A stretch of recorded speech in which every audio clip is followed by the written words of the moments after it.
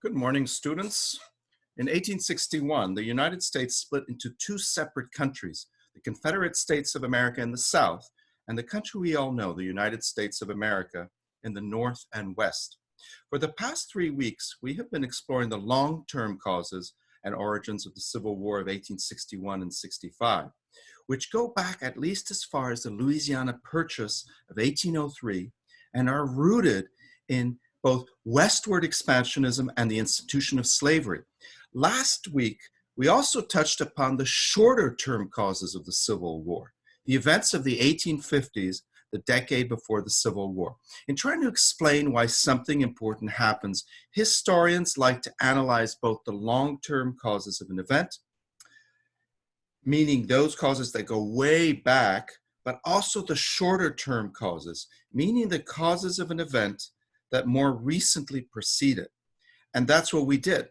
Today, we will look at the most immediate causes of the Civil War, meaning the events that acted as the triggers of the war less than 1 year before its actual outbreak in 1861. These included the presidential election of November 1860 and its outcome, as well as the response of the southern states to the victory of an anti-slavery presidential candidate, Abraham Lincoln.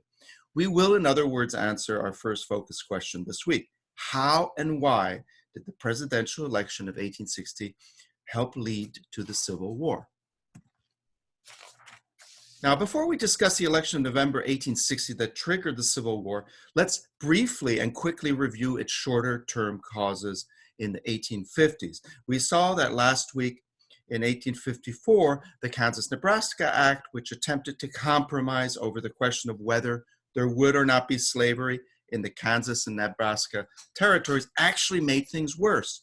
It called for elections, which would determine whether there would be slavery or not there. But those elections then became the occasion of the first bloodshed, well before the Civil War, between Northerners and Southerners in 1855, and what became known as Bleeding Kansas.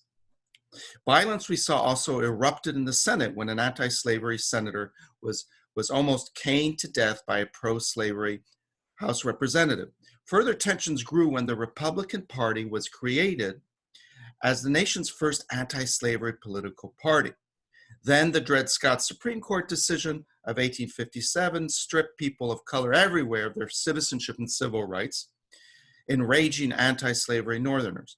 Finally, this tense decade came to a close in another violent event that enraged Northerners and Southerners alike: John Brown's raid on a federal armory in Harper's Ferry, Virginia. Brown was a passionate anti-slavery abolitionist who had come to believe that only violence could eliminate slavery. Together with a group of African-American allies, he attempted to provoke a great slave rebellion by attacking a federal facility. Captured, he was executed along with his accomplices, but he became a martyr to the cause of the abolition of slavery and further exasperated the tensions between the anti-slavery northern states and pro-slavery southern states. And so we are now in 1859, 2 years before the outbreak of war. But it was the presidential election of November 1860 that marked the decisive turning point that would lead to war. You will recall that in 1855, a new political formation dedicated to stopping the westward expansion of slavery had been created, the Republican Party, the same Republican Party that exists to this day. By 1860, its undisputed leader was Abraham Lincoln, a man known for his moral standing and firm opposition to the spread of slavery to the new territories and states of the West. In November of that year, Lincoln and the Republican Party faithfully won the presidential election over a splintered Democratic Party, which was strongest in the South. What is more, Abraham Lincoln and the Republicans, while victorious, had virtually no supporters in the southern slave states. This meant that white Southerners did not consider Lincoln or the Republican Party anywhere legitimate, and they certainly did not accept Lincoln as their new president. After November of 1860, the stage was set for serious civil conflict. In December of 1860, December 1860, an important southern state, South Carolina, declared that it would secede, leave the United States, or Union, as it came to be known in this period. Over the next few weeks, 6 other states of the lower South joined South Carolina.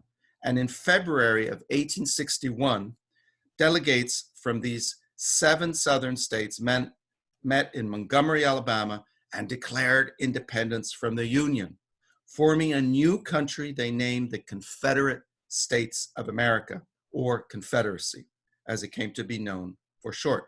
At this stage, we're talking February 1861.